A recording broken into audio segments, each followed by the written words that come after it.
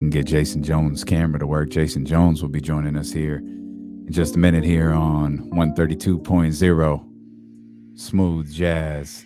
Let's bring in Jason Jones here. What did I walk in on? What's up, man? No, we just having fun, bro. That's all it is, man. We just having fun. Teams beat the Bulls, and I come into an R&B session. That's what it is, man. Come on now. We We cover it all around here, man. Do what you got to do. I know how it is. Hey, let's bring Jason into this question. John Bull threw out here earlier. Before we dive into I want to talk about your Iman Shumpert conversation and all of that as well. But John Bull asked, did the trade make Fox that guy again, or do we still need another number one? And as we were talking earlier, and Jason, actually, before I give you what I think, I'm curious, like, what you think. I think right now he's Sacramento's number one, but I mean, it's really about, is it more Sabonis? Is Sabonis allowing him to be this? So does that make Sabonis number one? I don't know. I just know that in order for De'Aaron to be the player that they need him to be, you had to get him some better players around him. So maybe he is the number one now that he's got a legit option on the team doesn't play the same position. And that was always going to be the thing with Tyrese. We talked about it all year. Can Tyrese be his best without the ball in his hand all the time? We knew De'Aaron couldn't. So, I think it still remains to be seen if he can be a number one on a good team. He's their number one guy. But, it may be this time a year from now that he may be the number one guy, but maybe Sabonis is the most valuable guy. There's going to be different. I think it could play out a bunch of different ways, but definitely adding Sabonis has clearly helped De'Aaron's production, because now there is no question about, I know De'Aaron's talked about in the past about not always having to be the guy to bring the ball up, and he likes to play off the ball sometimes too. But it's one thing when playing off the ball, it means Tyrese having it. Another thing is when you're playing off the ball and Sabonis is setting you up with, like he did in the fourth quarter with that cut to the basket. Mm-hmm. There's different ways of playing off the ball. So I think, you can say De'Aaron's the number one guy, but I think it wouldn't hurt if you had one more option to say, okay, you know what? Maybe you get some stud wing player and say, okay, you know what? Maybe De'Aaron's technically, quote, number two, but when you got better talent, those are much more easier, much more fun to debate. And to be honest with you, I still feel that De'Aaron Fox is best, and the Kings would be at best if you had somebody like De'Aaron. Where if people want to argue about who's one, who's two, that's fine. Whatever the case may be, you just need somebody at the same level of De'Aaron or maybe slightly above. And I think that's where you get the best out of him. Because, like I said, if you got somebody that's at the same level, which you can make the argument right now, Sabonis is the same level, same tier player, talent-wise, as De'Aaron Fox. You see what he's able to do. You know what I mean? So you just need somebody at that level, maybe slightly above. You get the best out of De'Aaron Fox, and I think that's when this team will take off. I think they need another player kind of like that again, like another step. Yeah, definitely. When they made the trade, I said, this trade is for De'Aaron. You're already all in on De'Aaron. You've got to do what you can to make this team better. And we saw in previous incarnations of this team during its many rebuilds, when DeMarcus was their best player, did they really do what they could to make DeMarcus, to maximize him? I'd argue they didn't. They never got shooters around him. You had a dominant big man and you didn't have shooters. So I think, in this case, they're really doing what they can to maximize what they have with De'Aaron. And, there's still people who say they should have kept Tyrese, but we're only going to be that no matter what. But once you gave De'Aaron the max deal, or should I say when he signed it, I don't say they gave it to him. It wasn't like he was just standing on the corner and they just said, "Here's a bunch of money." He earned the money. Whether you think he did or not, he earned his contract. Now that he has that contract, the franchise in essence owes it to him to give him the best chance at succeeding. Jason, how do you? We were like. De'Aaron has some streaks where he's just incredible. Obviously, he's on one right now where he's averaging like 30 plus points per game. and it's probably a bit unfair to call what he did last year. We focus on him closing out the season. The fact is, he played, I think it was 60 games last year. For 30 of them, he was averaging like 28 points per game. He wasn't shooting at the same clip that he is right now, but I think we had 6.5 points higher than what he was doing the first 30. How do you explain these stretches where he just seems to like literally catch fire as an offensive player regularly? That's one thing that this staff has tried to figure out.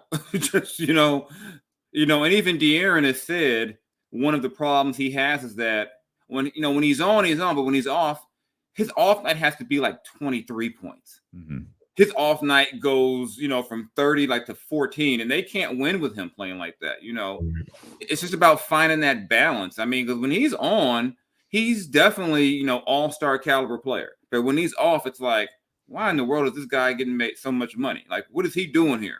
Mm-hmm. So if his off night can be 20, 23 points, 7 assists, you can live with that. The problem is that his pattern has been when he's on, he's NBA player of the week, player of the month type player. Yeah. When he's off, it's why can't we trade this guy? Right. And you've got to get, like the way he started the season, it was just like, oh God, people were legitimately wondering, hey, did he get paid and just mail it in this year? What's going on? Mm-hmm. But you see when he's on, I mean, I remember even back to Dave Yeager used to say, when he decides that he wants to play fast and run, no one's going to stay in front of him. Yeah. You just have to decide to do it. And I've asked, I would ask De'Aaron kind of what happened. He'd be like, man, I don't know. And that's kind of just how he is, but he knows it. It's a matter of, okay, now, De'Aaron, we know what it, I think he learned last year too, and even the beginning of this year, it's hard to play at that level consistently. Mm-hmm. It's not easy. It's, and I've had coaches tell me the great ones play at the level he's at in an 82 game season, about 60 games. Like, for a fact, 3/4 of the games De'Aaron plays in, he's good for 27, 28 points. Now you're talking about, maybe you can make him, start to make a league. You look around the league, once John Morant hit that where you knew what you were getting every night just about, look what happened with Memphis. Look what's happening with Minnesota. Once, as, guys like Edwards started to figure it out and, also to go with Towns, which speaks to the whole idea of getting De'Aaron help. As they start to figure it out, the wins come. And as I think if De'Aaron can figure this out over the course of an entire season, now you got a chance. But what they couldn't afford, which is what happened, was he went through about, the first however many games it was where you're just going, my God, what are we going to get night to night? All right. Do you see anything different with Fox with this hot stretch as opposed to, the ones he had? It seems like he has one or two each year, each season. But do you see anything different? I feel like the 3 ball for me is a little more consistent, and he's shooting it with a little more confidence than he has in the past. Is there anything different that you see? Definitely the 3 ball more consistently. If he can if he's hitting threes, I mean, I never say anyone's impossible to guard, but he's pretty close to impossible to guard if he's hitting threes because, probably count on one hand, if that, guys who can stay in front of him. Mm-hmm. If he's going downhill, good luck. And like I said, I like that play in the fourth quarter last night where he's cutting to the rim and Sabonis finds him, because the speed isn't just about when he has the ball in his hand. Do you really want to, who wants to chase De'Aaron Fox around the court? And because he's so fast, Sabonis didn't need a humongous window for that pass. Right. Once De'Aaron's gone, he's gone. Right. So I think the 3 ball, and then I think also, like I said, because you have a guy he can play off of now in those situations where he doesn't have the ball, you see him be able to create offense in different ways. And he's also making free throws for the most part now. Yeah. And that's been I said all last season, he made his free throws, he averages 27 easy, 27, 20, but the free throws were so up and down. He's gotten a lot more consistent from the line. If he gets to about, if he can stay at 75, get to about 80, now I'll and score at this rate consistently. Now I'll hear your maybe De'Aaron's getting close to being an all-star type player, because if he's doing that, there's going to be more wins that follow with it. Mm-hmm. Yeah. I thought Dante DiVincenzo had a hell of a performance last night. Oh, by the way, did you shed a thug tear when Alex Caruso returned to the when you saw your boy Alex Caruso I return did. last night? I Yeah. did. That's Yeah. I Thank you, Nagy. us in LA, we missed the GOAT. We missed the GOAT. Every time we see THT dribble the ball out of bounds or whatever, we say our boy Caruso. Our boy. You got this is tough. It's got tough for LA folks. You got Lonzo in Chicago. You got DeMar from Compton. And you got, maybe the second most popular Laker from their title team in Caruso. You got LeBron, Caruso, then I'll give you AD.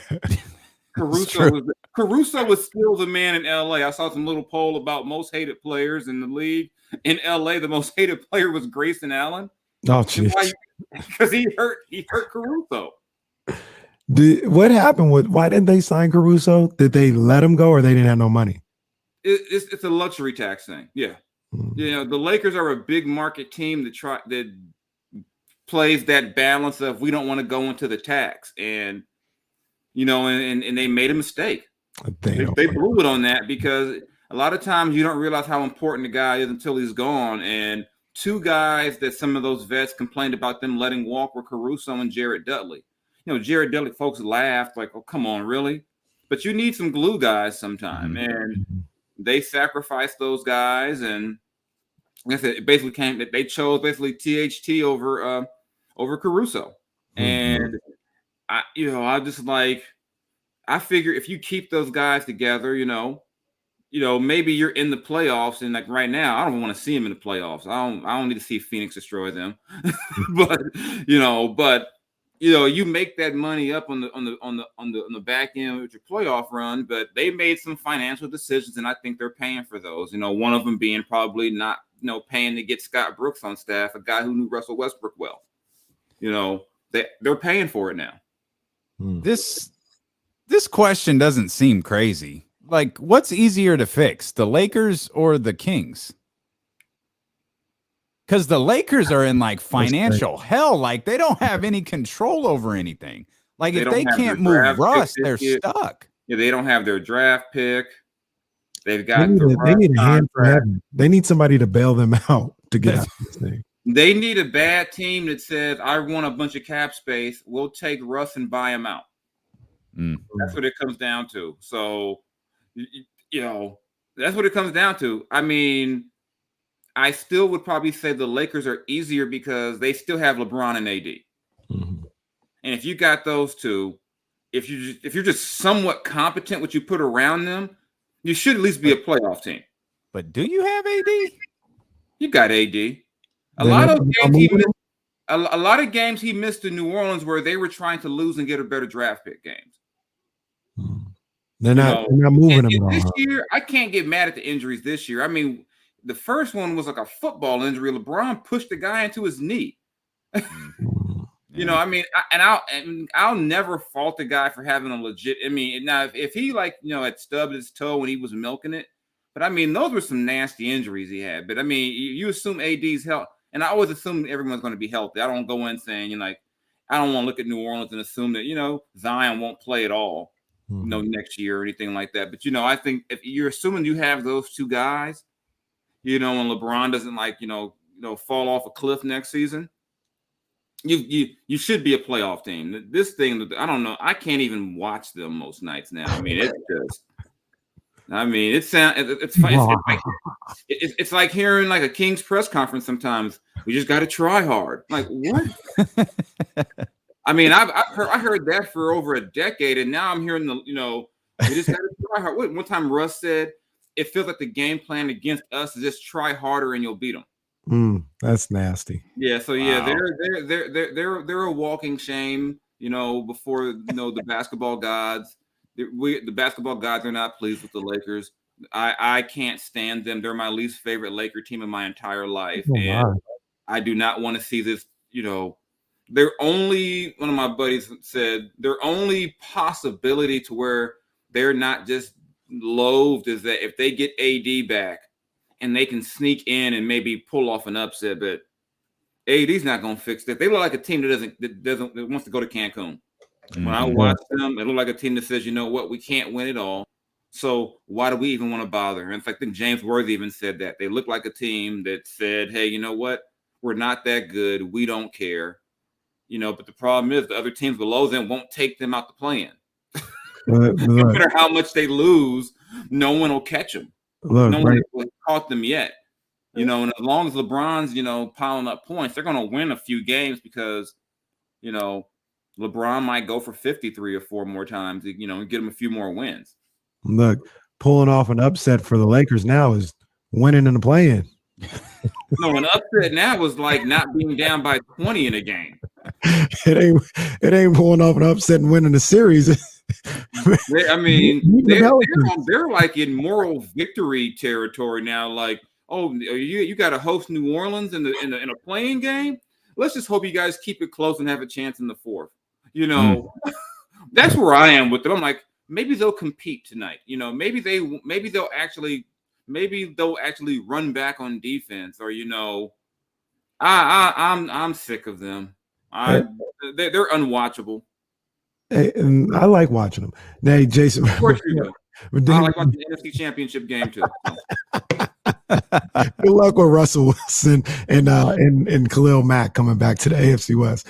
But I know you wanted to talk about Dante DiVincenzo, but I wanted to ask Jason this real quick because we were talking about Fox, and we talked about Karl Anthony Towns earlier in the show, and he has 60 last night. They're going to get to the playoffs, or at least the play-in. They're playing really well, and it was not alarming, but it was just shocking to me that he's still only 26 years old. And I thought back to everything that happened with Jimmy Butler, and I was like, well, he had to be looking back at that. What is it, 21, 22 when all that was happening? It was about 23. And 22, 23. I mean, like, he wasn't even a super grown man at that point. And I'm sure if you ask him right now, hey, how would you have handled it now if Jimmy put you in that situation? He'd handle it completely differently. And I equated that to De'Aaron Fox. And even you go back to, you don't even have to go back years for him, maybe 3 or 4 months ago to the beginning of the season. And he was only 20. I think he had turned 24 at that point. If not, he was 23, 24. He didn't handle the start of the season the right way. He seemed like he was overwhelmed. He was unprepared for everything that was on his plate. And I think we get with these guys sometimes and we forget how young they really are sometimes. And just how you go about things at 24 years old is not how you're going to go about them sometimes when you're 28 years old. When I'm guilty of it, lose sight of it sometimes. Yeah, and I think that's a big part of it. I know I have a bad habit of calling players kids as I got older, not in a disrespectful term, but like I'm talking to De'Aaron, he's a rookie. I'm telling him that I play, because he's like playing video games. I'm like, I played that game in college. He's like, then I realized I'm like his father's age. So it's like when I met, I was used to calling guys like, his dad, like, hey, Mr. Fox. I'm like, realize he finished high school around the same time. So you forget sometimes this, and all these guys will give you moments where you'll realize, wow, he's really young, and even to the fact with, the fact that when Kobe passed, these guys didn't see Michael Jordan play. Like, they literally were not alive. Mm-hmm.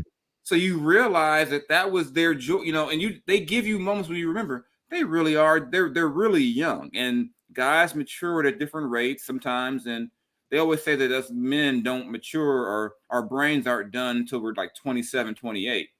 And I know some of the dumb things I did at 23, 24, 25, give you say 34, 35, but sometimes you just forget. It's easy to forget that, these, I remember time even De'Aaron said one time, he thought about it one time. He was like in year 3 in the league. The rest of his friends from Kentucky were about to graduate from college. So like we started college together. They're graduating. I've been a millionaire for 3 years, and he gave me millions of dollars at 19, 20. Only Lord knows what I would be right now. I'd be a bigger fool than I already am, and I'd have bought about 10 chains and everything. I still gonna buy a chain one day. I don't know how, but it's like you forget a lot of times. how young these guys are. And in a lot of cases, you're coming into a grown man's league. And a lot of these guys haven't dealt with grown men. Like Jimmy Butler's a grown man. Mm-hmm. He's got no time for Karl Anthony Towns and Wiggins being kids. Mm-hmm. He's got no time for it. You know, and at that point with Jimmy, he's, probably thinking he's closer to the end of his career than the beginning in terms of as a peak guy. He's not waiting for these guys to figure out how to be pros. Right. That's how guys guys waste their prime years. That's why coaches get fired, because young guys are figuring it out. Mm-hmm. Our brains develop slower because we watch professional wrestling into our 40s. Yeah. We watch Raw into our 40s. Yeah, that's one episode. That's just one episode we watch into our 40s. One segment. One segment of talking. Probably involving Seth Rollins. You talked to, speaking of talking, there's a segue, Iman Shumpert. Is Shump done? Like, he just, is he done playing ball? He doesn't think he's done, but his thing is he's not going to disrupt his life for a 10-day contract. He's got his daughters at home. His wife is obviously pretty busy. And like he told me, it's a lot for him to say, let me rearrange my, after I've told my daughters daddy will be home these days this month, I'm going to rearrange my life for a 10-day where for 5 of those days, we may not have a game. A couple of games, you may not even play. And then you get to go back home. I mean, he's doing his music, he's doing his fashion, he's acting, he's dancing. He said that he's open to playing for a real opportunity. But for him at 31 years old, a 10-day just to say, like they're giving out those 10 days for COVID. One of those for him is not worth interrupting his life. He's got too much going on. He's really enjoying this space he's in right now in terms of being creative, exploring all these different avenues as far as, his artistic stuff. Because he said in the story, as he got better in basketball, people told him, shut that stuff off. Let me talk about music and you want to act. Don't be talking about that. You got to be about ball all day.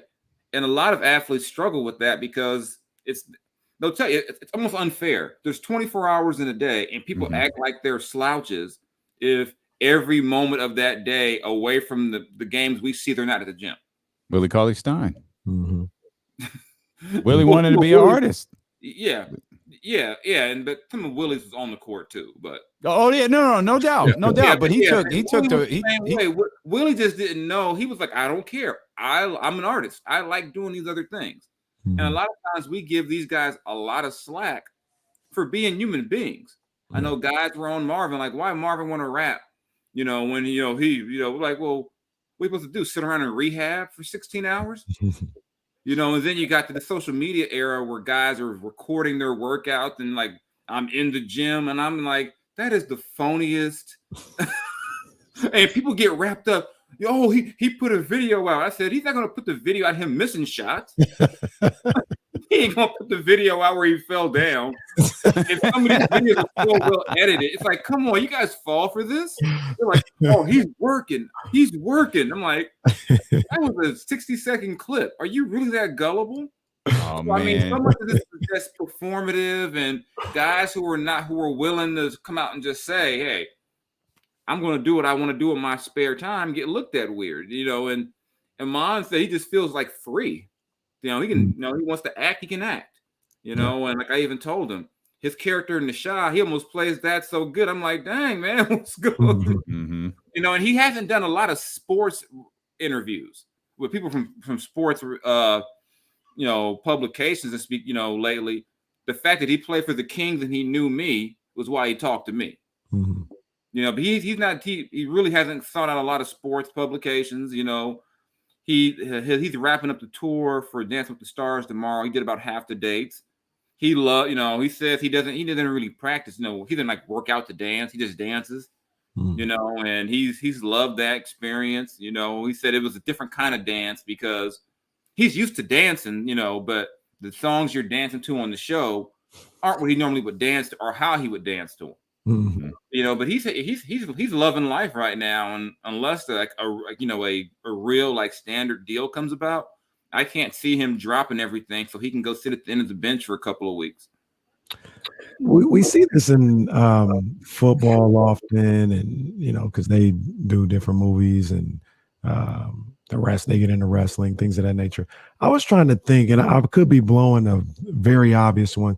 Well, how many basketball players have you seen have another career like this, where Dancing with the Stars, you can make the argument that he had more eyes on him on a nightly basis on Dancing with the Stars than he ever had when he was playing basketball.